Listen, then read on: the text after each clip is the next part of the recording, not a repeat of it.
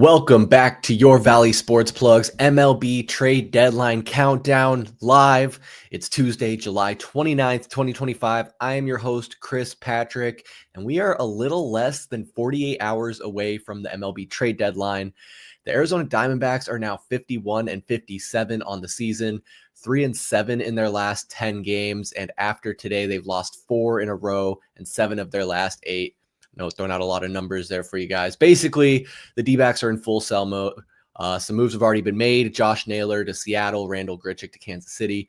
But before we get into all that, I need to introduce to you our panel for this evening. First, my co-hosts of the Heat Check podcast, Michael Benjamin and VSP Tallman. What's going on, fellas? Oh, Tallman, you're on the top. You're supposed to start first. I was going to say, wow, look at me in prime position. What are you new? That's hey, so I nice will say, guys. you know, the trade deadline is less than 48 hours away, but we've already started to shed some tears. The big man, Josh Naylor, is no longer here. But at the same time, we shed some tears of thanking that Eugenio Suarez did not break his hand. So I feel like it's only a matter of time, and we're going to get into it. But Tallman, how you doing, man? Oh, fellas. I just finished a little bit ago watching the D-backs get absolutely stomped by the Tigers 12-2.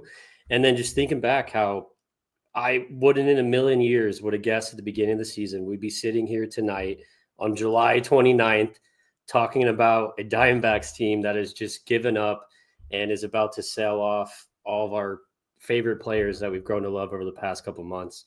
So I'm doing okay outside of my baseball fandom. Kruger, how you doing? Sorry, I was on mute. I'm doing well. Just watching how the rest of the season's going to unfold from here. We're in the dog days. Excited to see what my Yankees do. Hopefully it's something and stop falling on their face. Excited to see what the Diamondbacks do with trading people, and I call it a soft rebuild. I think it's going to be something where they're going to be competitive sooner rather than later. Reminds me of what the Mets did a couple of years ago. But yeah, I'm just hanging, waiting for it to not be hot anymore. It's funny. I was actually thinking about that today, walking back in from lunch. I was like, it's actually not like been the worst summer. It's been like a pretty mild summer. And then I was like, oh wait, we're not even through like August yet. Maybe I should hold off on saying that type of stuff. So hopefully I didn't jinx us. But yeah, Ian, I kind of agree with you. Like, hopefully it's more of a reload and not a rebuild. Because I just can't have 2 of our major sports teams going through a full-on rebuild at this point in time. But I do think we are going to retain enough of our core to be competitive. It's just a matter of how well sorted are the prospects in our system to be able to come up and make a difference now. But we'll get into all that tonight. Plenty of time to talk about the D-backs. First, before we get into deep, whether you're watching with us live or on the playback, I ask that you please like and subscribe right here on our YouTube channel, Valley Sports Plug. Go ahead and hit that notification bell so you can see when we're going live. It's going to be every Tuesday night at 7 p.m. Arizona time. We got streams like this, the MLB trade deadline countdown. We do the Heat Check podcast live. We do Pass the Outlet with Mike and I. Whole lot of fun streams. Trivia, can't forget trivia. We try and do that at least once a month. So come on over, join us on our live streams. You can always catch us on the playback, available immediately after the stream is finished, and next day audio only on all podcast streaming services, Spotify, Apple Podcasts, and the like. And then last, follow us at AZ_VSP so you can stay up to date with everything going on at Valley Sports Plug and with your favorite Valley Sports teams. But gentlemen, enough of the intros, enough of the plugs. Let's get into the meat and potatoes. And I want to start out and take a look at some of the moves that have already been made around the league. While not a lot, actually some big names here at the deadline. And first, we're going to go back even a little over a month ago now to June 15th. The Red Sox traded Rafael Devers, third baseman, to the Giants for a couple of pitchers. And that was really a big blow. That was basically the Red Sox star. And we can kind of get into these. I think we've talked about the Devers trade a little bit, so I don't want to get caught up on that. But let me just run through this list. On July 16th, Pirates trade Adam Frazier to the Royals for some shortstop prospect. July 25th, Rockies trade pitchers to the Yankees for third baseman Ryan McMahon. On July 28th, the Rays trade catcher Danny Jansen to the Brewers for an infield prospect. Also on July 28th, Yankees trade pitcher Carlos Carrasco, old man Carlos Carrasco, to the Braves for a pitcher to be named at a later date. That's always my favorite, is the we care so little about this guy. We'll trade him to a player that we don't even know yet. We don't even know. Just take him, please, for the love of God. And then I was kind of hoping that we could do that with Bradley Beal with the Suns, honestly. Just feel like, you don't even have to tell us who you're going to give us back. And then last on my list here, I have July 29th, the next day. Orioles trade Seranthony Dominguez, the relief pitcher, to the Toronto Blue Jays for a pitcher. But Ian, I want to start with you. A couple of trades made by the Yankees there that we mentioned. What are your thoughts on those pair of moves there? Specifically, I'd say with Ryan McMahon. Yeah, I'm going to start with Carrasco just because that's a nothing burger. I completely forgot that dude was even on the roster. Moving on to McMahon. I like that move, actually. Like, there was a lot of talk about us getting Gino from you guys, and I think a lot of that was wishful thinking on the part of Yankees fans and Yankees media. I don't think there was a package we were ever going to give back to you that would make you happy in giving up Eugenio Suarez, especially with how he's been playing. He's one of the best players in baseball right now. Offensively, he's the best third baseman in baseball for sure. That's not exactly what the Yankees needed, though. We needed someone who was going to play the position naturally, with very, very good defense. So we went with someone who is a little bit younger, has a little bit more time on their contract, and is just better on the other side of the ball. Just plays better defense, doesn't hit as well. That's what we went with. And, we have prospects in the system that we were going to give you, namely Spencer Jones and Cam Schlittler. We can keep those guys now. So I actually really like the move that we made. And, I don't have to hear you guys be pissed off at us for taking away Gino from you. So I think it's in my head, it's a win-win. Yeah, that's fair enough. I did look forward to saying Schlittler more often. I know taking a massive Schlittler. But yeah, I mean, I think the part of the reality, though, is, Ian, that D-backs fans understand that Gino's probably going to go be a rental somewhere. But I want to say I don't think a reunion is impossible, but I think it's rare that this type of situation comes up where a player gets traded at the deadline, becomes a free agent, then comes right back the next season. But we can get more into that a little later. I did want to follow up. Of course, the two deals so far, Ryan McMahon with Colorado there, kind of a floundering Rockies team. Do you think any more trades are going to be made by the Yankees to bolster some of those positions, maybe get some relief while Judge is recovering? I don't think there will be a move that is going to fill in the holes that Judge leaves when he's out. He's supposedly not going to be out for that long. I did see, oh man, putting that on the screen, that definitely makes the hairs on the back of my neck stand up. I would love David Bednar, but the name I've been hearing a lot is Dustin May. Like, we really need bullpen help, and we'll take what we can get. And just kind of hope that we can put together some wins while Judge is out for the next 2-3 weeks. He's going to be out or whatever it may be. But yeah, Bednar, that would be so good. I would love that. Yeah, man. I remember that was one of the names I was hearing floated around with the trade deadline last year for the Diamondbacks. And I can't help but think that if the Diamondbacks say me saying we means the Diamondbacks were a little bit closer and more competitive to making like a playoff push, that we might be in the market for a guy like David Bednar. So, I mean, I like him. I like the guy. He had a little bit of a rough start to the season, but he's kind of found his stride, and he's racking up saves as much as a Pirates closing pitcher can rack up saves. So him on the Yankees, that would be huge for you guys, and also good for my fantasy team because I just picked him up today. So hope that happens for you guys there. But Mike, I want to rope you in here.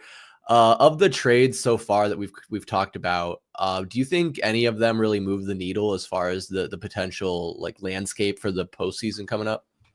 Well, I'll pull an Ian and I'll go back kind of to the beginning when Rafael Devers was traded to the San Francisco Giants. I think a lot of us were a little bit skeptical in regard to, what kind of team does this truly make the Giants? And if you kind of look at what he's done for them, he's been okay. He's hitting 231. I think he has 4 homers, 15 RBIs within his time frame. But the Giants have been kind of skidding. And right now they find themselves, I want to say, in 3 out of the last spot for the NL wild card. So the dividends haven't truly been there.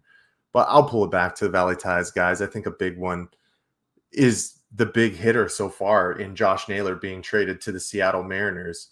Within his time, he's only been there for about 4 games so far. 1 home run, hitting 333. He struck out 4 times, but that's the Josh we kind of know. I think the Seattle Mariners have their eyes on winning their division, and right now they only find themselves 3 out. And if the Yankees can't keep up the momentum and Seattle can't win their division, you're talking about the Mariners being the top spot for the AL wildcard. And I think that's exactly where they want to be. So for right now, what we've seen, and obviously I think there's a lot more juicy tidbits going to be coming down within the next 48 hours. I'd say the move of Josh Naylor to Seattle Mariners is the biggest one for me right now.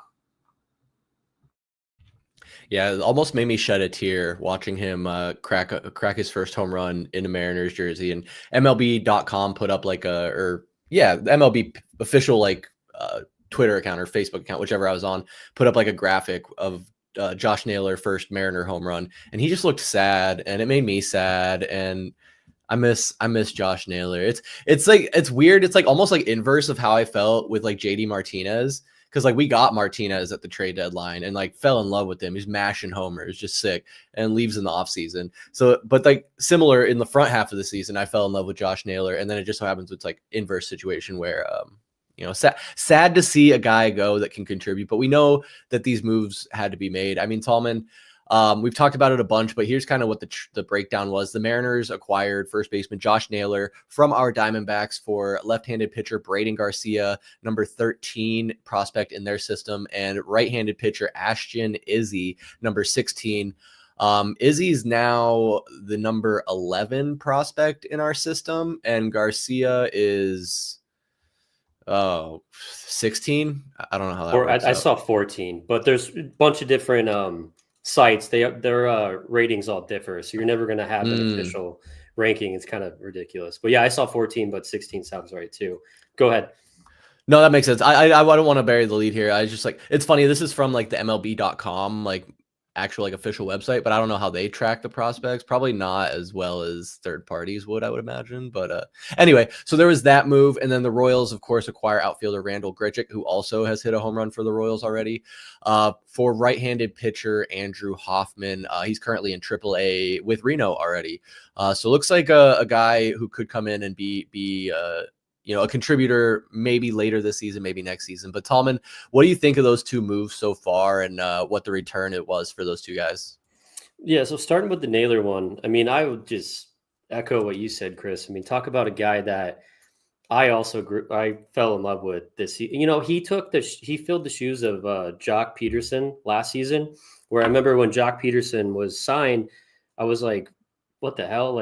What are we doing? That's not the bat we should have added, blah, blah, blah. And then he turned out being my favorite player last season. Same thing with Naylor. When that trade went down, we got him once Christian Walker signed with the Astros. It was okay, well, that's a big downgrade. And then, he came into the building and, he showed up and he worked his ass off. I mean, if you guys have been watching any of the D-backs games on D-backs TV, every single time Steve Berthium would say, oh, Josh Naylor beat us to the ballpark. Josh Naylor's been here 5 hours before first pitch, just hitting batting practice. So he came in here, he heard all the rumblings about the shoes he was filling of Christian Walker, and his work ethic was unmatched by anyone on that team. So not only did he show some leadership, he showed some grit, and then he also showed was just a perfect role model for some of these young guys, just what he's putting into the game and what he got out of it this season. So it hurt a lot. I mean, 26 years old, I knew it was wishful thinking. I was like, maybe this is a guy we keep. He could be part of this next run that this team, this young core goes on for the D-backs. But I know he's going to cost probably a little too much money for him. But, good for him. He's going to a team who is, they're doing good. Seattle's got a pretty good lineup. If you look at that lineup, man, that's a dangerous team. So good for him to go to a good situation. But looking at the guys that came back, I don't know if you guys saw the stats today from Brandon Garcia.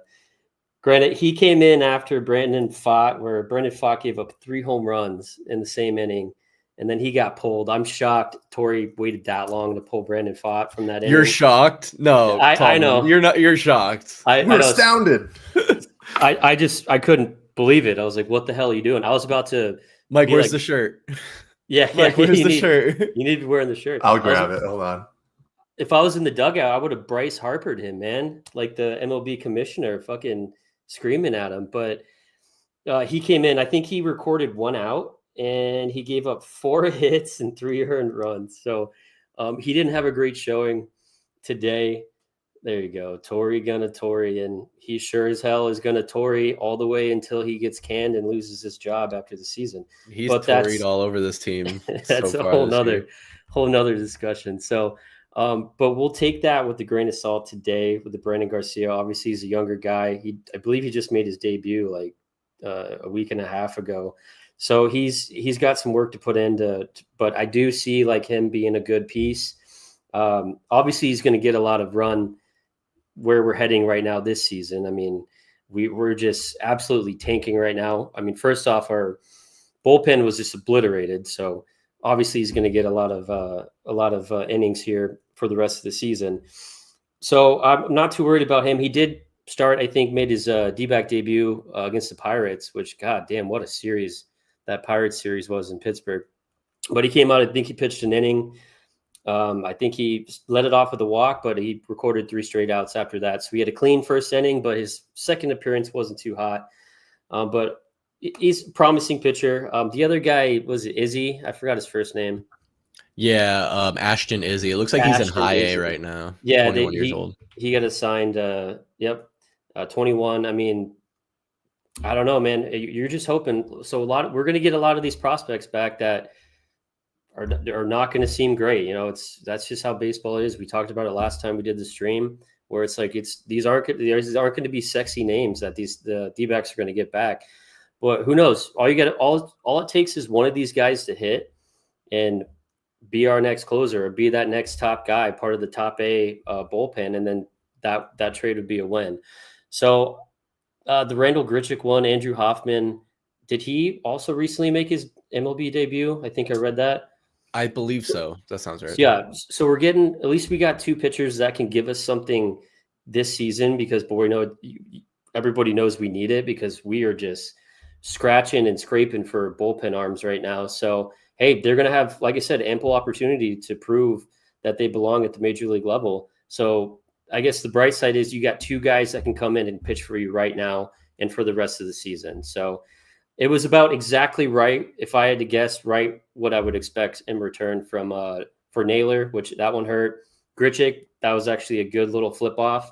Maybe you get something from Hoffman, but I didn't expect Grichuk to have any chance of coming back next season. So all in all, it's okay with me. It's about what I expected.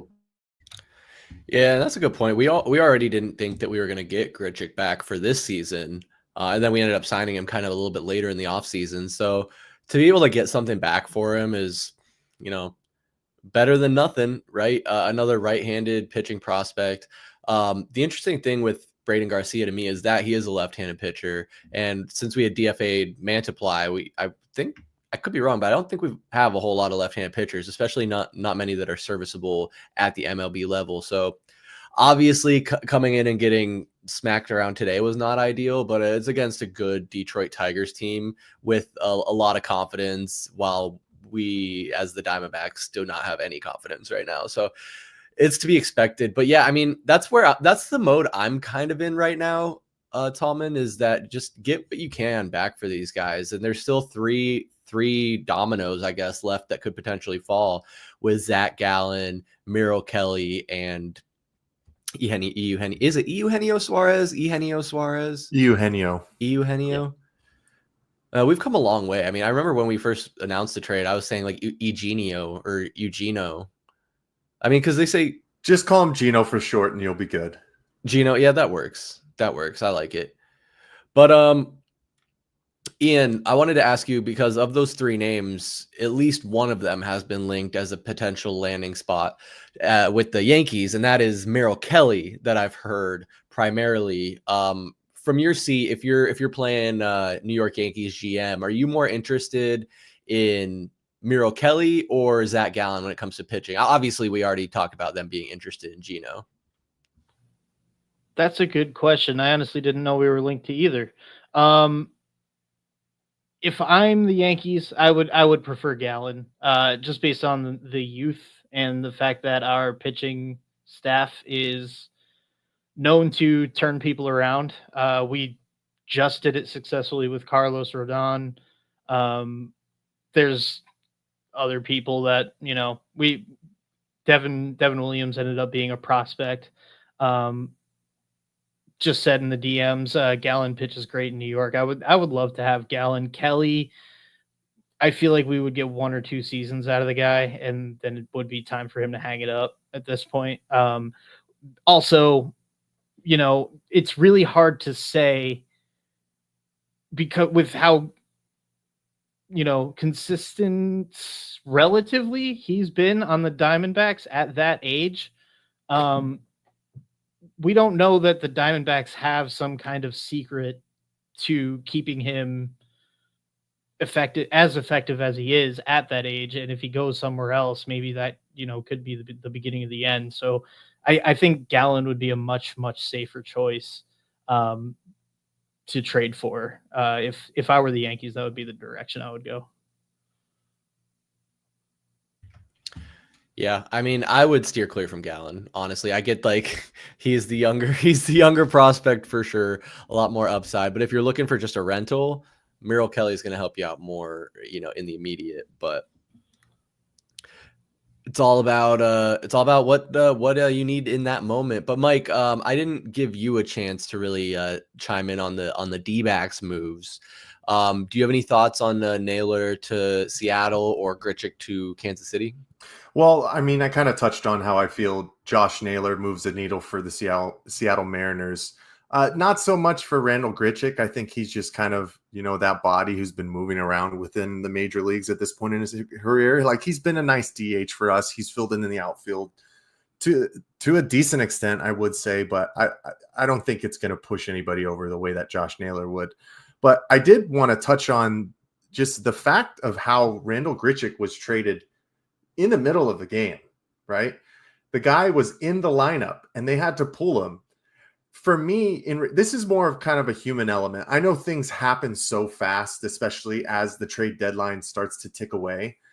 But to trade during a game and basically give him no opportunity to truly say his goodbyes for a guy who's been here for the past year and a half, who has built relationships with a bunch of these different guys, for him to have to say sayonara within basically 30 seconds and then get the hell out, get your stuff, and get going to Kansas City, I think is kind of crazy to me. And I think it just kind of puts a nice little bow on what has happened for the Arizona Diamondbacks this year, gentlemen. Consistent questions that we have from management style of Torey, Lovullo this year. Who's our third base coach that basically everybody is calling for his head at this point? This was supposed to be the year of promise, and it's been the year of absolute disaster and ridicule, if you want to say anything to me. And yes, this team is still a 500 baseball club, but we knew that it was going to start to be some kind of fire sale to a certain extent. And obviously we still have the next 2 days to see how it goes down. But man, I just feel bad for Randal Grichuk at the end of the day. I wish him well, but I think it's a bad look on the organization, and it is what it is, right? It's not it's happened before. It's not going to be the last time it happens as well. I just hate to see it from our team. I would hope that we'd have a little bit more class we can't wait 2 hours for the game to be over and then trade them. Like, come on, folks.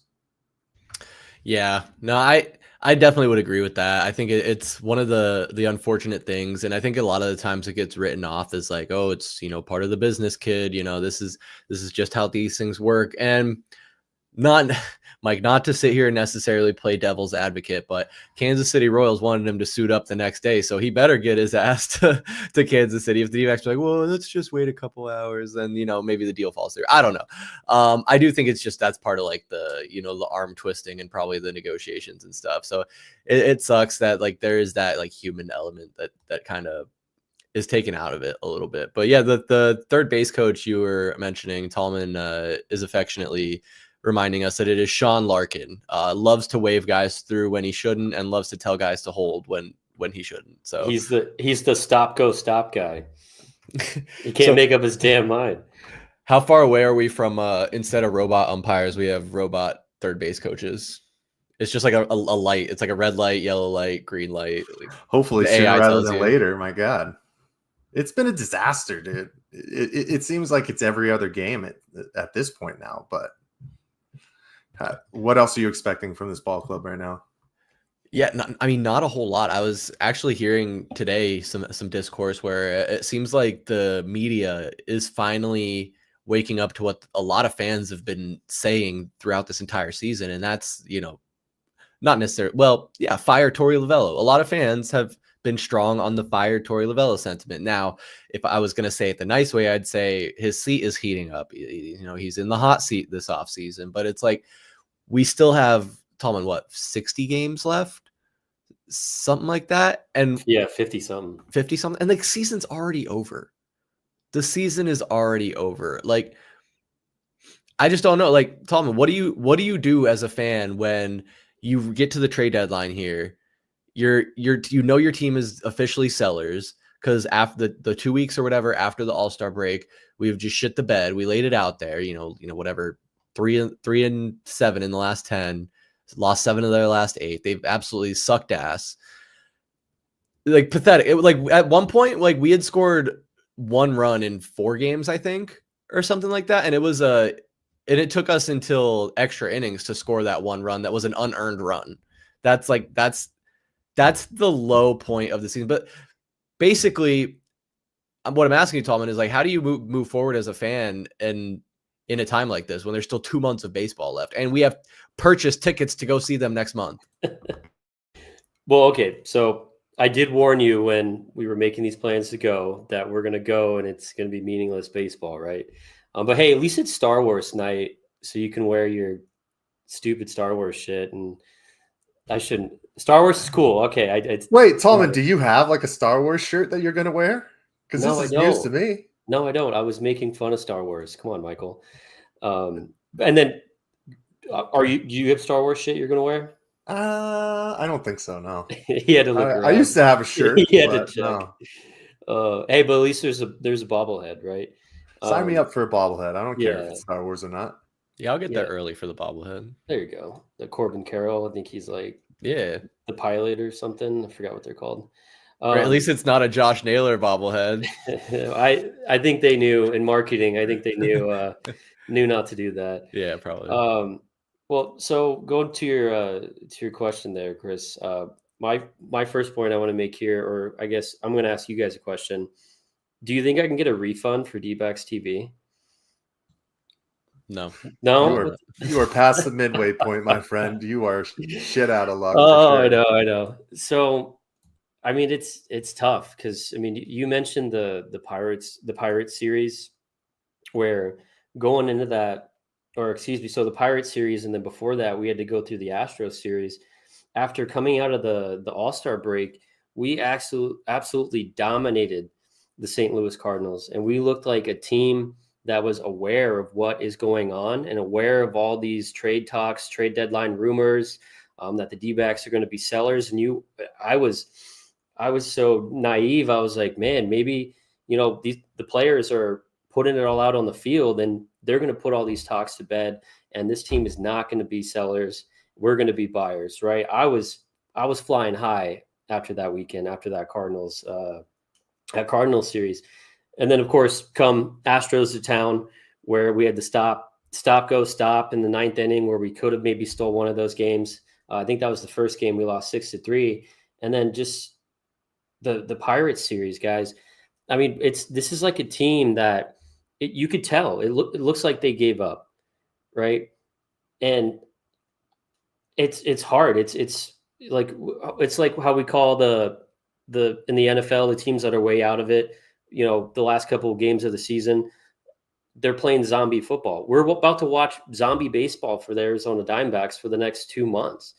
And really it's going to be a hard watch. I mean, thankfully I didn't sit down and watch a lot of those Pirates games.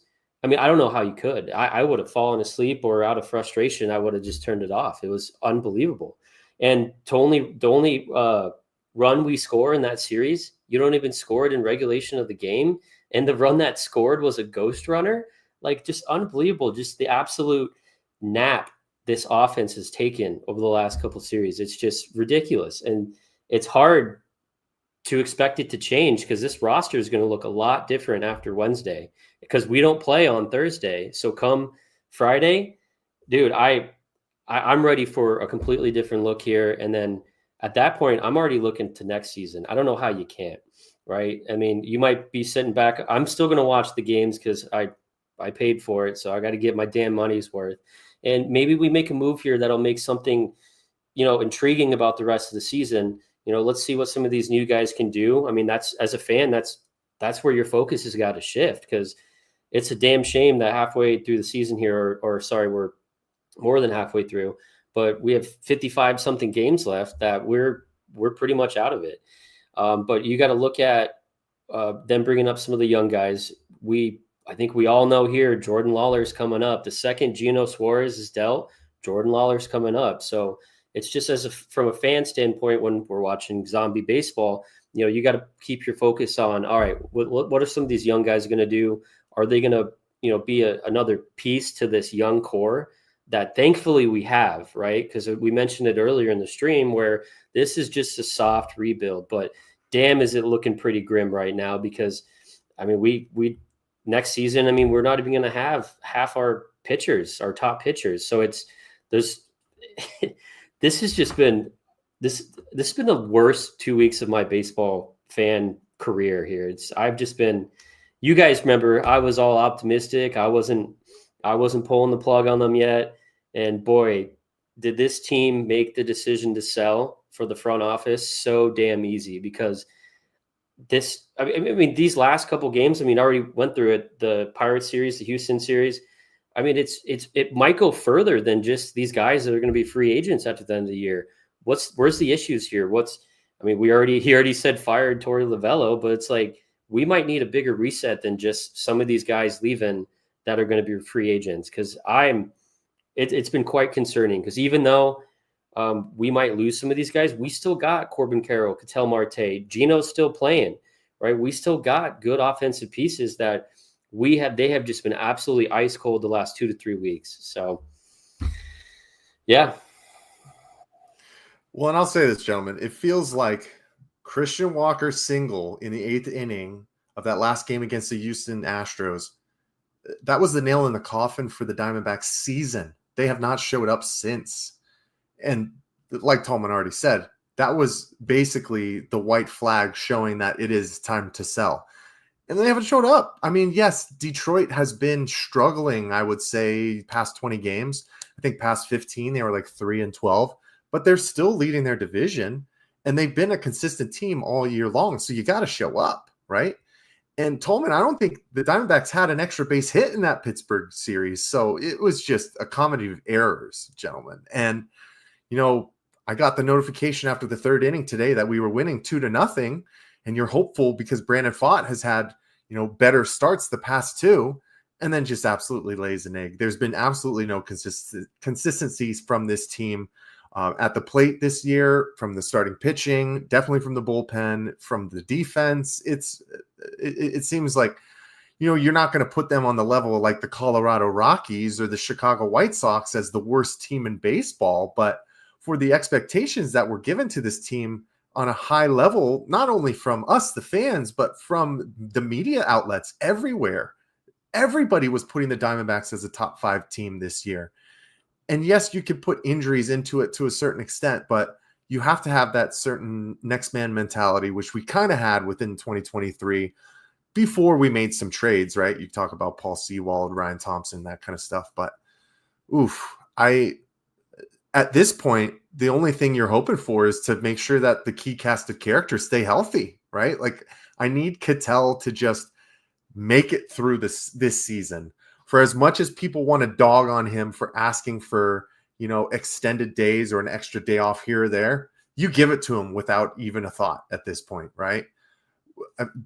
When Gabby Moreno is ready to go, if it's like 20 games left in the season, do you play him or do you just send him to AAA to get his body back and then go from there? Like there's nothing, literally nothing to play for anymore at this point, other than seeing what these young guys can do coming up from the majors. So like Tallman, there is going to be so many new faces, probably so many guys that we have never even heard of in our farm system coming to play for the big league ball club. And honestly, gentlemen, when we're there next Friday against the Colorado Rockies, I wouldn't be surprised if it starts then. And we're going to have to start, pulling out the little Google machine, figuring out who the hell is on third base this night. If it's not, Jordan Lawler. So, man, it's just tough how things like this come at you quick. And it's a tough look. But here we are. Yeah, sad as it is. I mean, Mike, it already happened with me and Tristan English. I was like, who is this kid? I don't even know. But that is one thing, I guess, that I'm looking forward to, is being able to see our young guys and have them get reps at the highest level and get prepared and see what they got. Jordan Lawler's a big one, man. Like when he's been up at the MLB level, guys, he is fucking terrible. Like, I'm not going to mince words. Jordan Lawler has been terrible offensively and at times a little sketchy on defense. And I think the defensive, errors or whatever, I can chalk up to maybe some nerves. But he's got to let it go eventually, man. You've been in AAA long enough. You've played at the MLB level. You've traveled. Like, we got to stick him on third base and see what he's got. I don't know what the reason is why he doesn't get more playing time. I want to see more Adrian Del Castillo. I've never been a huge Jose Herrera fan. I do like the addition of James McCann since Gabriel Moreno's been injured, but that's just more of like a plug and play, like a fill in the gap kind of situation, because James McCann is pretty old. Like I talk about, 35. Okay, I was gonna say I talk about Carlos Carrasco being old. But Mike, 35, you would say is pretty old, right? Yeah. Oh yeah. No, we're feeling it. Yeah, no, James McCann is the break glass in case of emergency situation. At this point, ADC has been getting a lot more, at bats at DH, but how else is a guy going to grow and be able to, fire guys out stretching to second without playing the catcher position, unless you pigeonhole him just into being a big bat who's going to be basically the Shohei Ohtani of the Arizona Diamondbacks for the future. Like if there is no place for him at the catcher position, then yes, play him at DH, but play him at DH all the time now. And Tallman, I feel like he's been getting pretty much the nod right now because Pavin's been out, right? Yeah. ADC's been pretty much the DH every game for the last week and a half. But so you mentioned why we got to remember he's not the best defensive catcher. So the only reason he's on the team right now is because he's got a good bat. That's why he's not getting run. He's not starting. So that was the knock with him when Herrera was the backup and not ADC. But I'm with you guys, right? How is he going to get better defensively if he's not playing? I mean, catchers that have a good bat, they're a dime in a dozen, man. So can he turn into somebody that could be a stud here or possibly a trade piece? Obviously we have Gabby, but I'm with you on that. I mean, the McMahon definitely was a break glass in case of emergency. But his defense is just questionable. And then you mentioned Herrera. Hey, at least Herrera didn't catch today, but he pitched the 8th inning. So at least Herrera's getting some run there. I mean, Ian, just to kind of rope you in here, because you, as a Yankees fan, have familiarity with catchers that can hit, catchers who can rake. Gary Sanchez comes to mind. Austin Wells kind of has a bit of a bat at times. But like from your perspective, what is more valuable to a team? Is it the ability to play defense, or is there a certain threshold of hitting where you can outpace that? Or does it really depend on like the construction of the team as a whole? Is that question pointed directly at the catcher's position, or is it? Yeah, I would say so. Because I mean, some like you can have a catcher that I mean, it seems like the mold is either like your catcher can rake and you kind of maybe will be willing to take a little bit less defensively, or he's great defensively and you're willing to take a little less offensively. And rarely do you get like a Cal Raleigh who's going to go out there and do it all. Yeah, that's a good question.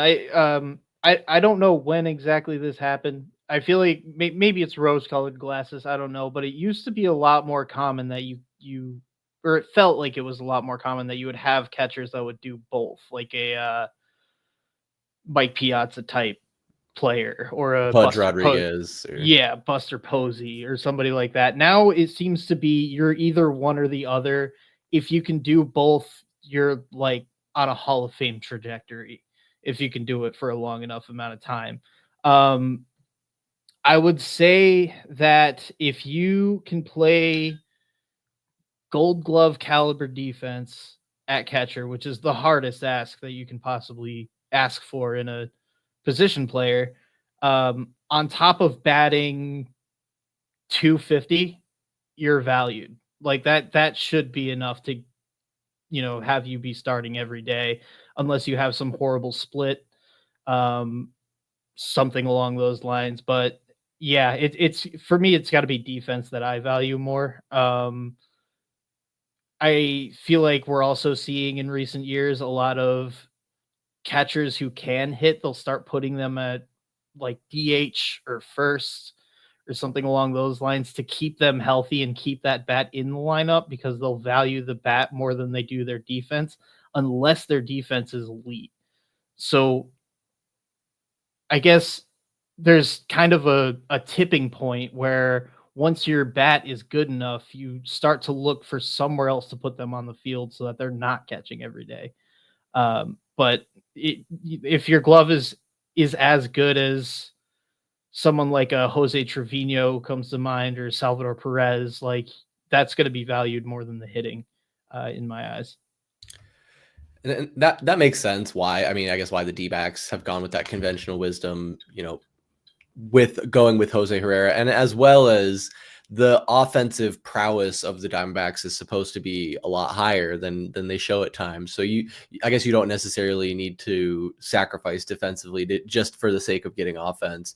But I do like the home run ball. The home run is sexy, and ADC can hit the home run. So I mean, if you just got guys that are mashing all the time, you don't need that great of a defense, right? You just kill them with offense. It's like you become the Warriors, the Golden State Warriors of baseball, and you just are just mashing homers all the time. At least that's what I do in MLB The Show. I put it on like rookie difficulty, get a bunch of power hitters, just mash home runs. But guys, I know I'm kind of all over the place as we kind of get to the latter half of this stream here, but I do have a few more conversation points I want to bring up. And I guess, Tallman, this is where I'll kind of rope you back in. While we're going back to talking about Gino a little bit, the idea of him staying here has been strongly, I guess, considered and possible. He's said he wants to be here. He's been in the worst slump I've seen him in a Diamondbacks uniform since all this, trade deadline approached and all these rumors started floating that he might be moved. And I'm sure they sat him down and said, yeah, people are calling on you. We're having conversations. Like we're at the end of the day, we'll do what's best for the organization, but we'll let you know, blah, blah, blah, whatever. But he's expressed his desire to stay here. So the idea that I heard floated out today is the Diamondbacks keep Gino Suarez and re-sign him in the offseason. You move him over to first base and he's your everyday first baseman. Jordan Lawler's your everyday third baseman. What do you think about that idea? That's funny.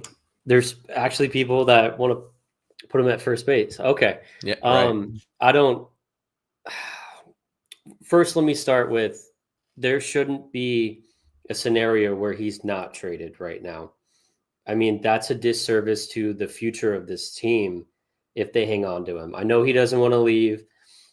Like you said, I mean, he's been in every interview. Obviously, the media has been all on top of him. When they went to Detroit, I think the GM for Detroit, set out before the series started, like, hey, we're hoping that by the end of this series with the D-backs, Gino will be a part of the Detroit Tigers. So when he went to Detroit, that Detroit local media was all over him with questions and whatnot, where he said he'd love to play there because that's where his career started, was with the Tigers. So he said to have it start and then have it end all in the same place would be special. But then he was quick to say, no, hold on. I do wish I could stay in Arizona because he's been on record saying that's where he's completely revamped his career. I mean, we got to remember, this is the guy that this time last year, we were like, DFA is fucking ass, right? He was just terrible, but he's been on a tear, since then, right? All through the last half of last season and the beginning of this season. You do mention he's just been super cold, joking that he purposely hit his hand in that game last night, sucking ass at batting to try to get teams not to sign him or not to trade for him is funny. But I think he's as good as gone. And I think that was probably already established a week and a half ago. Honestly, I'm surprised he played at all during this Detroit Tigers series. I'm shocked. That was kind of maybe a mistake. In my opinion, he shouldn't be out there whatsoever because you risk what happened of him getting hurt. And the whole MLB world was watching. Everybody wanted to know what that X-ray showed, because if he had a broken hand, we would be talking about the ultimate fucking fumble of this front office and this coaching staff of leaving him out there when he has been by far the highest rated target at this trade deadline. I mean, you already talked with Kruger earlier about it. The Yankees shifted gears because they wanted Gino at first, and they said, you guys are asking for way too much here, which is awesome, which is exactly what I wanted, was ask for the absolute moon for this guy because he is the hottest player right now. I mean, shit, he was battling with Ohtani and Cal O'Reilly for the home run leaders, right? That's insane that one of our players is in the same conversation as those two guys. Obviously, Ohtani being Ohtani, but then Cal O'Reilly, like it's crazy. Like, I'm glad that they were asking for a bunch for him because as they should. So again, I think he was gone over a week and a half ago, and that sucks because he's clearly been a fan favorite. I mean, I'm sure you guys have seen the picture.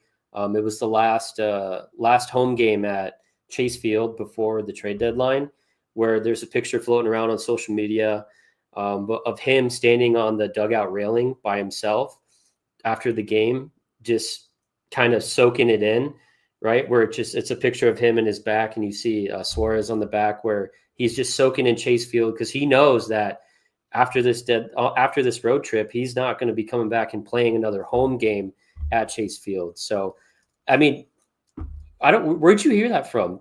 Keep him and then put him at first base? I don't know how I missed that. That's just ridiculous.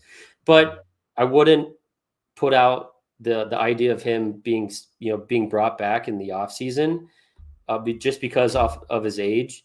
I think the same thing with Merrill Kelly as well. If there's two candidates to be re-signed in the offseason by the Diamondbacks, it's Gino because he loves it here. It's Merrill Kelly because he's a local guy and he's only ever played for the Diamondbacks in his major league career. So I would be open to that, but I think he's gone. You have to trade him. You have to get those pieces back from him because this team has way too many holes and we need some more young guys that can be here for the future under team control. So we don't come into this every single season where we're worried about who's going to be a free agent the next year. Yeah, I mean, that's ideal, right? I mean, and with him being on the last, part of his contract, if you want, they could have re-signed him in this last offseason, I'd imagine. Like, I'd imagine you can negotiate and extend your contract at just about any time in Major League Baseball. I don't know. But I don't know how crazy I am about that idea either. It was on the morning radio show that they floated that idea out there. But hey, I mean, a way to keep him here. Maybe you have him DH and put Pavin or this Tristan English guy if you like him, or see what happens in the offseason. But I would agree with you, Tallman. I think you do need to trade him for now, see what you can get back prospects wise, and just stack, like, blow up our farm with prospects to the point where we have young guys ready to come up and contribute, or guys we can move later to acquire other people maybe at next year's trade deadline. I mean, Mike, what do you think the idea of keeping Gino, re-signing him, moving him to first? No. I'm so aligned with Tallman. It's ridiculous. You guys already know. I think we talked about it on a stream the other day.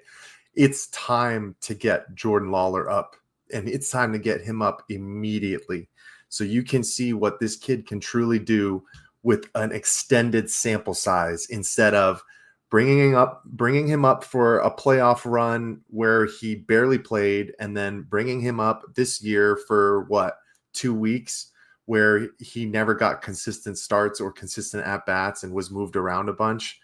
Find him a spot, put him in, and go from there.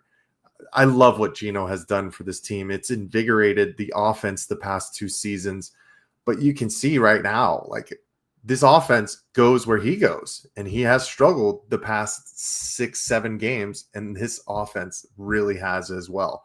And credit to him, it seems like he's been trying his darndest to really put the pedal to the metal and get these guys moving. But we can't live and die by a guy who is not a future part of this franchise. And you guys know where I sit, where it's 2027. It's not even next year, granted, of where we sit with the pieces that we have right now, right? This upcoming offseason is going to be very telling. And this trade deadline is going to be absolutely huge to see if we really do have a shot to compete for a wild card spot next year, based off of who's brought in. What kind of high leverage relievers can we bring in? What kind of young pieces can we get on the corners as well? So I love Gino, man, but his time has run his course, unfortunately, and you have to strike when the iron is hot, and that is right now. It's got to be done. Yeah, no, I can't align with you guys enough. I agree with you guys. And I'm going to keep saying it. Like, we need to trade these pieces, get as much back in return to set up and reload instead of having to, clutch onto it, hope that it works, and then having it fall apart. I mean, it is, I like I said earlier, there is that possibility. Like, I guess technically it's possible. We trade Gino, get some prospects. He becomes a free agent in the offseason. We re-sign him then, give him a couple years deal. But he's 34 years old, guys. Like, he's probably he's like in a Christian Walker situation where he's probably looking for his last contract. He's going to want more years and more guaranteed money, where the Diamondbacks are going to look at it with their young core and be like, we're going to have to pay these guys. We might be able to use that money elsewhere. Do we really want to? And I think that's the conversation they had to have about Christian Walker too, where it's like, we know what Christian can do defensively, especially his offense was kind of lacking. We're younger. Let's, pivot. I think that would be more likely. But that aside, say that they do want to get partner back up. D-backs want to bring Suarez back. Suarez wants to come back. I think it's possible. The reason I think it's possible is because of what you guys have talked about, where Suarez wants to be here. He's expressed that. And so is Merrill Kelly. And even I think it was in a post game, Merrill Kelly said, even if they do trade him, he'd be interested in coming back to Arizona and signing him. And I think he has a lot of loyalty to Arizona because he, if you know his story, he basically out of high school, I think, or college, one of the two, went to play in Korea. He didn't want to go through the minor league grind of single A, double A, triple A. He's like, I want to start playing professional baseball now. So he did that. And then in his early 30s or whatever, came back to America, played for the Diamondbacks. And the Diamondbacks were one of the first teams to start scouting him and really giving him a chance after his stretch in career baseball. So he has loyalties there. So all that to say, Merrill Kelly has expressed an interest in coming back. I don't think it's out. I don't know if Suarez has outright said it, but it sounds like he would be too. Ian, have you ever heard of that happening? And I guess maybe within that, what do you think the likelihood is of either of those guys being traded and then returning? 2-part question. What comes to mind is when the Yankees traded Aroldis Chapman to the Cubs for Gleyber Torres at the deadline. Cubs needed a closer to get them through the playoff push and into the World Series. They got their man. He fully said, as soon as he got to Chicago, I intend to go back to the Yankees as soon as my contract's done here. The Cubs pitched him until his arm almost fell off. They used him so much just because they knew he wasn't coming back. So they're like, we don't care what happens to you since you're going to be done after this. And then he signed with the Yankees again, and we had him for a few years. So it definitely does happen. I don't have any reason to think that Merrill Kelly's lying. If anything, if he wanted to leave, I don't understand why you would say this to. I think this could potentially hurt your draft stock a little bit, or I'm sorry, trade stock, where Right. you know, if a team isn't going to have you for a longer stretch of time, they're not going to feel like they don't have to offer as much because of that. So if you look at it that way from like a GM's perspective, it could be shooting yourself in the foot a little bit, unless you really do have every intention of coming back to the Diamondbacks. So I guess, yes, it has happened before, and yes, I could see it happening again, especially with Merrill Kelly. So there is precedent. I like it. But it's funny, again, similar to what I said about Gino Suarez, is Merrill Kelly's even older than him, I think 37 or something. So if he comes back, it's only going to be like a 1-2 year deal max, I would imagine. And that's the funny thing is, with the way the D-backs have moved and the injuries that have piled up, like they might need to consider bringing back a Merrill Kelly for a couple years. I mean, we've already mentioned Corbin Burns is likely not going to pitch next season. We're moving on from Jordan Montgomery. That didn't work out. Eduardo Rodriguez is not what he was promised to be. Brandon Pfaadt is, I don't call it a sophomore slump. Hopefully, maybe he bounces back next season, but he's been absolute hot garbage. Zach Gallen, obviously his contract's expiring. No interest in re-signing him, even if we can't trade him. But for the love of God, Mike Hazen, please trade Zach Gallen anywhere. Well, all that to say, like, this team is going to look very different next season. And we've mentioned Torey Lovullo being on the hot seat. Tallman, I want to talk about this. We've talked about it before, but now we have some new information. We know the Diamondbacks are in full sell mode. We've mentioned the 50+ games left we have of terrible dog shit doo-doo baseball we have to trudge through just to get to next season. But Torey Lovullo being on this hot seat, a lot of people are criticizing not only how he manages the game, where he gives players a little bit of a longer leash, how he manages, putting together the lineup, giving guys days off just because they have a little bit of a sore boo-boo on their elbow, and just kind of, I guess, an overall perception that Torey Lovullo is kind of fostered a soft environment in the locker room, and like that kind of dog mentality, not to use that phrase, it's a little bit overused, but that have that dog mentality that they had in 2023, that underdog, approach, to where once they kind of had expectations, things just kind of fell off and this team just doesn't have that grit. Do you one, think that those, what am I trying to say? Those accusations or whatever are warranted, or criticisms are warranted? And two, do you believe that Torey Lovullo is on the hot seat, or is he going to stay safe for at least one more year? Yeah, I do think they're valid, guys.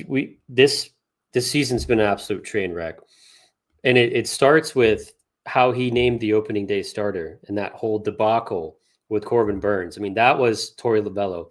Remember the 20 or 25 people that had input on who the starting day pitcher was? I mean, come on, it started there. That was probably, if we just knew back then how big of a red flag that was, then this season wouldn't be such a surprise.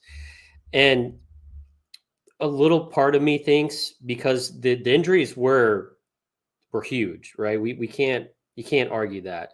That is the most, it's the lamest excuse for any head coach keeping their job, or manager keeping their job, when every team has injuries, right? It's part of the sport. It's part of every sport.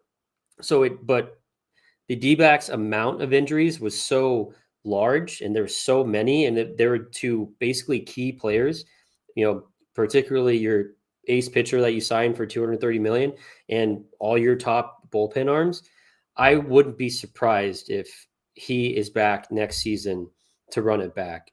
I've always supported Torey Lovullo. I think he became one of my favorite coaches ever, just going back to, as you mentioned, how this team was and the vibe around this team in 2023 when they ran, unexpectedly to the World Series, and all those videos came out of him in the clubhouse saying this team's fucking dangerous, right? Let's party and shit. Let's fucking party like that. That's the Torey Lovullo that we love, and we're missing it here this season, right? And he's just a player's coach. You know, it's a Torey Lovullo bingo sheet, man. One of the spots is always going to be him in the post game saying, "I'm proud of these guys," right? And I swear, I think there was one I saw recently where he didn't use the word proud, but I shit you not, 14 games in a row, because I'll watch the post game after, and 14 games in a row, I'm not even making it up. He said, "I'm proud of these guys," in every single one of them. And some of them were terrible losses where he should not be proud of these guys, right? But he's a player's coach. He's always got his players back. And, you know, that's just his managerial style. And I'm sure if you asked any player in that clubhouse, they'd say they would die for Torey Lovullo, because Torey Lovullo would do the same. A prime example is Torey Lovullo absolutely barking at that fan at the White Sox game in Chicago when the guy said something about Ketel Marte's dead mother, right? And that's just how Torey Lovullo is going to be. And these guys are always going to back him. But is this his 7th season, 8th season, I think? I mean, that is a long run here.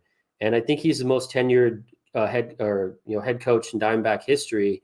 And I mean, I think the seat's hot, right? I've been frustrated with a handful of things, just the inconsistency of this team, just the days off are just absolutely killer, even though he's come out and said it's not him, it's the medical staff. That's bullshit. And I've said it on here multiple times. That is bullshit. Look around the entire league. Look at all the superstars in MLB that play every single night. It's all over the place. I mean, it's and I hate bagging on Ketel Marte here, because, you know, he had his home broken into, and it's funny that I was upset about it. And we absolutely kicked the shit out of the Cardinals in that weekend series, but we didn't have Ketel Marte for that series because he needed some personal days. And I was just absolutely furious at Torey Lovullo for allowing that, because if I was him, I would have gone to Ketel. I would have said, "Hey, this is do or die. This is the most pivotal series and next 7 games of the entire season. We need you to play. I'm sorry, I understand your shit got stolen, but dude, this is so important. This baseball team needs you." And that didn't happen. Where, again, I'm doing it just from a baseball standpoint. I'm not attacking him personally, but come on, like, not saying he didn't allow it, but where is that where you say, "No, I'm sorry, you cannot have personal days off. No, I'm sorry, you cannot have a day off the last week of the season where we are 1 game out of a wild card place, 1 game away from making the postseason." And that was last season where he gave him a day off. It's just, so it's just been building up. It's been just a totem pole of what the fuck moments with Torey Lovullo, where I think we're at the end of it. We're past the honeymoon stage of the World Series run, where there's no doubt about it that this seat is hot. But of course, there's going to be the excuses of injuries. And I mean, the injuries have been killer, but what is it going to, which one's going to outweigh? Just his mismanagement and just the history, or saying it's not his fault because of all the injuries to this baseball team?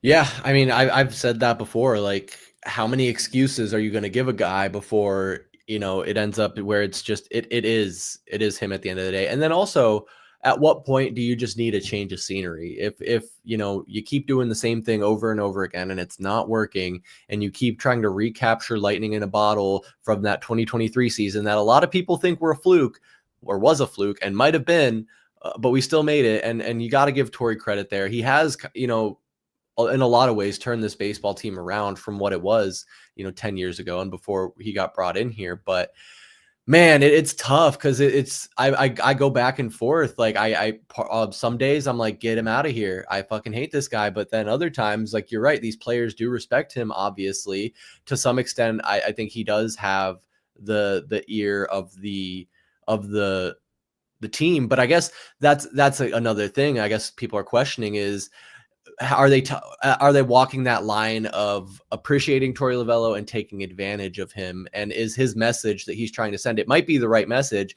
but is it falling on deaf ears because his players know that, you know, they don't really have to listen to Torey Lovullo when he tries to rally him up or light a fire? That's what people are speculating. And And that's tough. I mean, it almost reminds me of the end of, my goodness, his name escapes me now. The Suns head coach, Monty Williams, his departure, and how he led us all the way to the finals, the most success the Suns had in damn near 15 years or more. Like, and at the end it fizzled out, and it ended up with him getting fired. It's not like he came to the end of his contract and they just went different directions. Like, they straight up like fired, bought him out. And so I could see it going either way, honestly.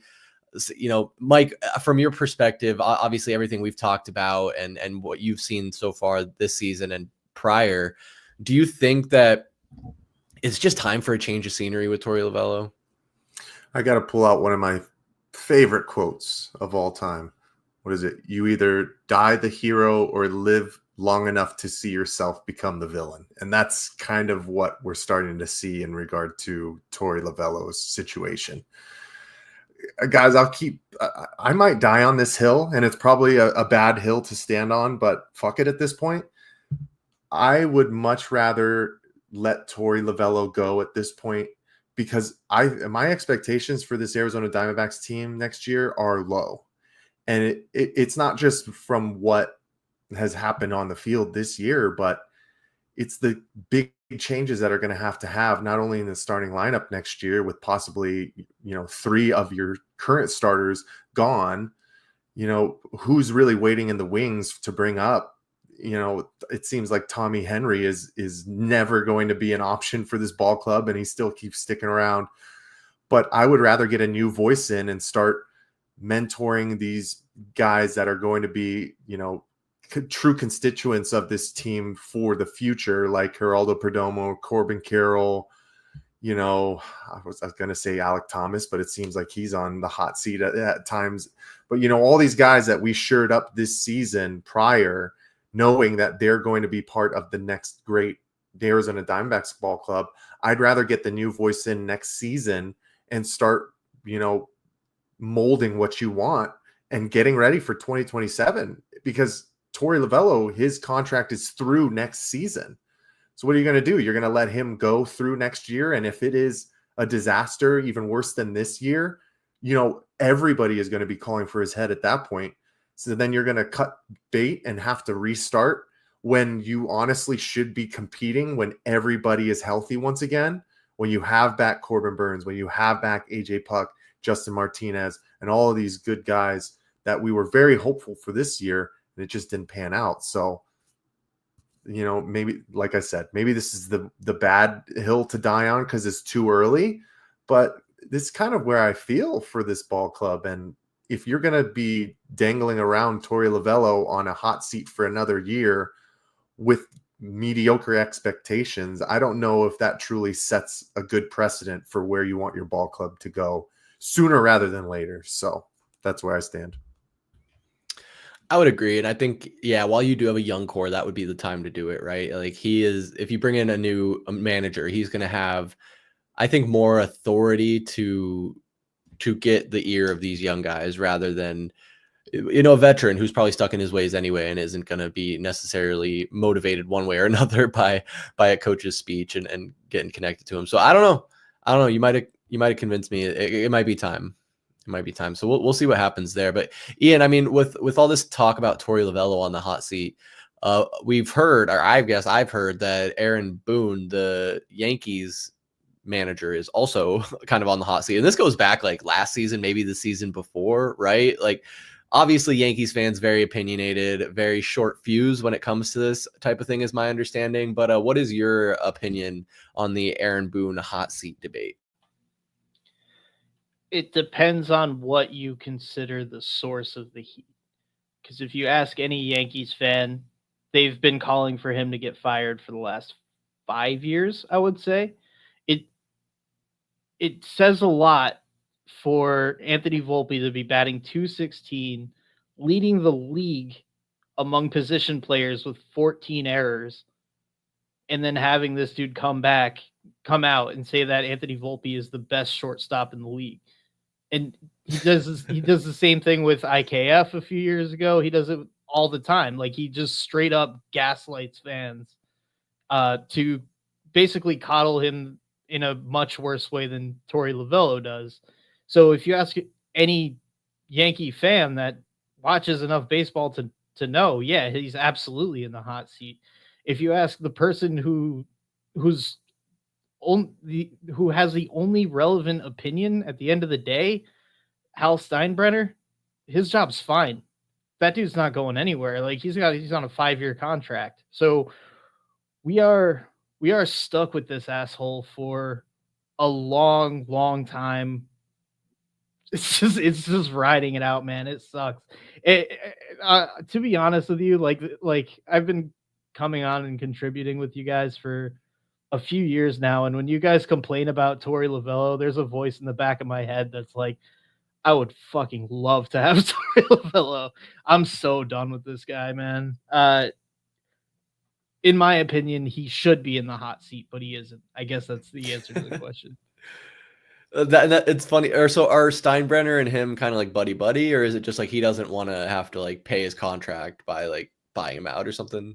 It's a mixture of Steinbrenner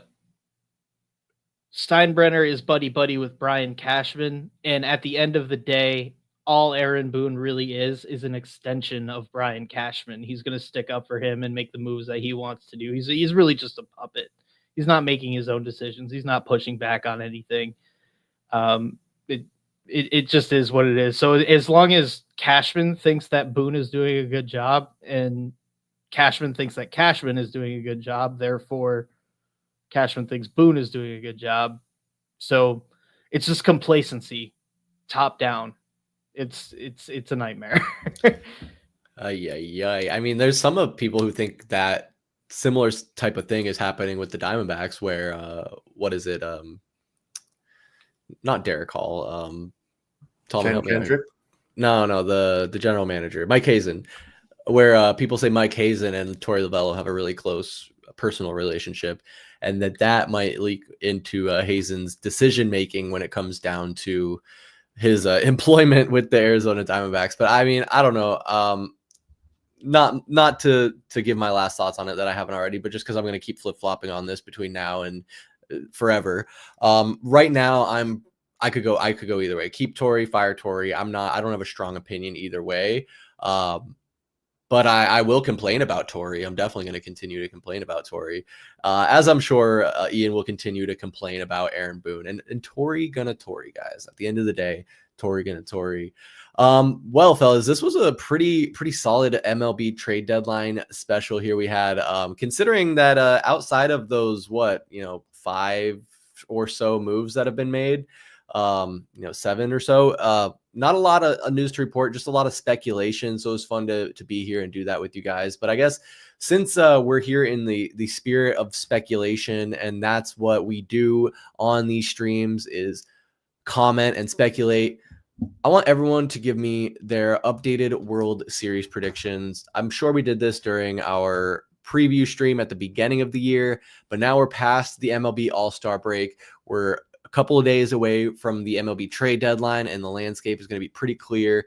So no shocker here. I have the FanDuel Sportsbook pulled up as far as the odds go in Vegas. The Los Angeles Dodgers are still your favorite at plus 220. Then the next closest would be the New York Mets at plus 900, the Philadelphia Phillies at plus 950, Detroit Tigers, New York Yankees also at plus 950, and then the Houston Astros at plus 1100, and then the usual suspects from there: Milwaukee, Toronto, Chicago, Seattle.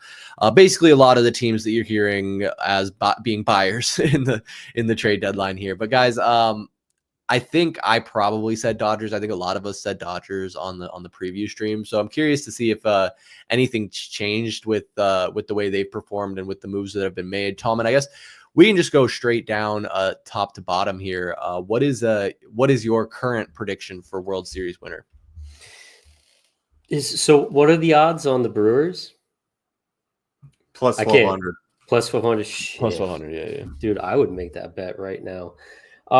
I would pick Brewers. Brewers have been on fire. I mean, they won like 10 games in a row, and this is a prime example of the Diamondbacks in 23. We got hot at the right time, right? And we just went on a run. Granted, the D-backs got hot in the postseason, not necessarily in the regular season. But the Brewers have been hot, and they've been it all season. So I love them as an underdog out of the National League, although it's going to be really tough with the Mets and the Phillies, and the National League is just too good, and the Dodgers.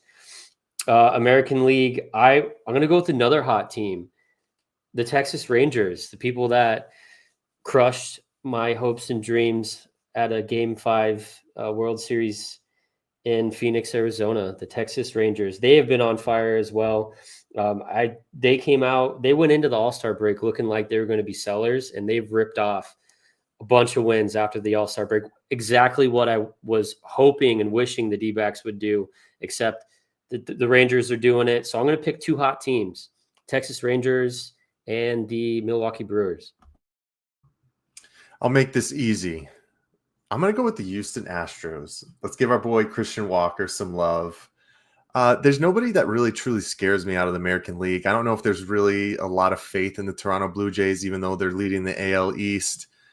You still have to count on if the Yankees can make a run, but man, that Aaron Judge injury, we'll see where they sit within the next 2 weeks and if he can really get in the lineup, faster than what some are expecting. And then the same, I love what the Seattle Mariners did with the Josh Naylor trade. I still think they're a couple pieces away from truly contending, but I'm with Tallman as well. The Milwaukee Brewers. I mean, a team that swept the Dodgers twice in July. I mean, it seems like Christian Yelich is having a second coming, 20 home runs, 69 RBIs. Freddie Peralta has been an absolute stud this year, 12 wins. Jackson Churio, I mean, I know the odds just changed to now it's plus 1,400, but and the Brewers are on the brink of sweeping the Chicago Cubs again tomorrow. So this team is absolutely scalding hot. If you can continue that momentum, you should be putting your money in that pot. So I'll take the Brewers. Then shout out Nico, man. Let's go. That's right. Resident contributor, grounds crew member for the Milwaukee Brewers. I love that. Okay, so you guys I was not expecting you guys to be hot on the Brewers. That's interesting. Ian, I'm curious to know how much you believe in the Yankees. I think is going to be the true test here. Right now, I'm not feeling it. So I think I want to do two different picks here because I want to do my safe pick of what I actually think is going to happen. I'm not going to touch the Dodgers because that's boring. I'm going to go Phillies Tigers. That's my safe pick. If I start to think about this the way that Tallman was thinking about it and who I would place a bet on, I'm going to go Brewers Mariners. Either of those hitting would be awesome. We're in a spot in baseball where it's not about the team that you assemble in February and March anymore. It's more about who gets hot in August and September. Right now, the Brewers are hot. I can see the Mariners getting hot quick. I mean, Cal Raleigh's been awesome all year. They have Andres Munoz out of the back of their pen, who could be the best closer in the league right now. They just got Josh Naylor. He could provide an added spark for sure. That could be a really fun series for sure. And definitely, like if I'm thinking about this with a betting man's mindset, that's where I would go. And then Tigers are probably the best team in the American League right now. Blue Jays kind of fell upwards into it with the Yankees sliding. And Phillies, they're the Phillies, and Bryce Harper's a psychopath. So those would be my picks. All solid. So again, a lot of belief in the Brewers. It's you guys basically said it all. I'm gonna cut through the fat here and just get to my thoughts. And honestly, guys, I think I might be rooting for this team the rest of the season, as my D-backs fandom is on pause, as they have no playoff aspirations. I'm gonna root for the Seattle Mariners, man. I like the Mariners. I've had a bit of an affinity for them with again, not to keep talking about my fantasy team, but I got the man Cal Raleigh, big dumper baby, and he's been doing wonders for my fantasy team. Also, I let video games influence my life probably more than I should. I've been playing MLB The Show a lot. I really like Julio Rodriguez. I really like Andres Munoz as a player in that game, so it's no surprise that he's good in real life too. Brian Wu, I know he's a pretty solid starting pitcher as well. And of course, Josh Naylor, our boy over there in Seattle. And a lot of you might not remember, but they also have another former Diamondback in Dominic Canzone. I think he was part of the Geno deal, or maybe the he might have been part of the Paul Sewald the deal, deal, if I'm not mistaken. Yeah, because it was him and Josh Rojas, and Josh Rojas is not on the Mariners anymore. Anyway, this is a lot of fun, guys. I'm curious to see how it shakes up. Of course, you're right. The Dodgers would have been the boring pick, but I'm sure they will make a deep playoff run. But Ian, you bring up a good point. It is about who does well from now on, basically. Who's going to separate themselves in August and September to make that run through October. I kept saying it, guys, throughout the entire beginning part of this season because of what happened last year. Tallman, you mentioned it. Ketel Marte asking for days off in crucial games down the stretch. D-backs missed the playoffs.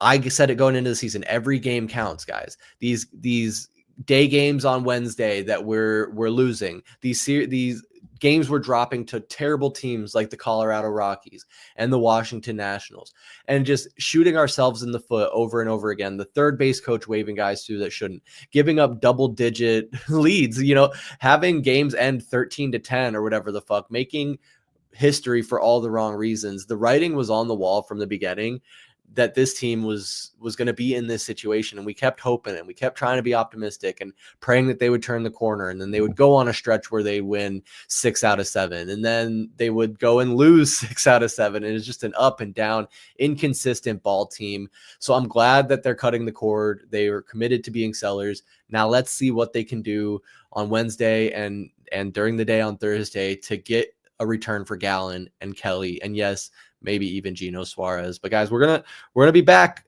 a week from today. We're gonna keep you guys updated as the week progresses and the season progresses with everything going on with the Diamondbacks, as the Cardinals start their training camp. I think we got some guys heading out to the red and white practice this Saturday. And Sun's not that far around the corner either, getting started back in October. So fellas, always a pleasure. I will go around the horn one last time here so you guys can share your final thoughts and say goodbye to the people. Ian, we'll start with you as our guest. Thanks for coming on, man. What you got? I got nothing. I hope you guys have a great rest of your summer, because I don't know if there's any point in covering the Diamondbacks at this juncture. Damn it, Ian. Yeah, I'll see you when basketball starts. So Valley Sports Plug will return September. No, good point, Ian. But always appreciate you, man. Mr. Benjamin, my boy. Heat Check Podcast episode 41 is coming out this week on Thursday. What is that? The last day of the month. We just squeaked it in. Top 5 sports movies of all time. You guys will be surprised at our list. That was a lot of fun to record. Tallman, I promise, next month we're going to be doing Arizona Cardinals schedule predictions, so we might not be able to do a list, but we will definitely get you in on a list soon. But gentlemen, Ian, thank you as always. Appreciate you guys. Yes, sir. Thank you, Mr. Benjamin and VSP Tallman. 2 absences in a row from the Heat Check podcast. But don't worry, we still have a Tallman on the pod that's coming out on Thursday. So tune in, check that out. Thanks for the plug, Mike. But Tallman, like Mike said, you'll be back next month. You were here today. Yep, that's all that matters. Yeah. No, this was a lot of fun, guys. Too bad it was a sad discussion we had to have about our hometown team. But no, it's good to be back. Sorry for my my absences. I'm excited to be available. My damn schedule has just been awful the last couple months, but I'm available going forward. And looking forward to with you guys. And man, thank God we got some expectations for this Cardinals team, because it's like my interest just hops from like sport to sport. Once I've just like chewed up and spit out the D-backs at this point, I'm just ready to just move on to the Cardinals. But this Saturday is going to be fun though at the red and white practice. So looking forward to that with Michael. Hell yeah, you guys will have to get that boots on the ground footage. Make sure you guys are following us at AZ_VSP so you can see all of that content that we'll be putting out. That's on Instagram, X, TikTok, at AZ_VSP. And we'll be having some pictures, some shorts, all of our good content over there. So check us out. Also, if you're still here an hour and 25 minutes in live or on the playback, thank you so much. You are a real one. I'm sure you're already subscribed, but just in case you're not, make sure you go ahead and do that right now. Hit the notification bell so you can see when we go live. We'll be back next Tuesday at 7 p.m. for another live stream. We'll look forward to seeing you there. But for VSP Tallman, Mr. Benjamin, and Ian, I'm Chris Patrick, and we'll see you next time. Peace.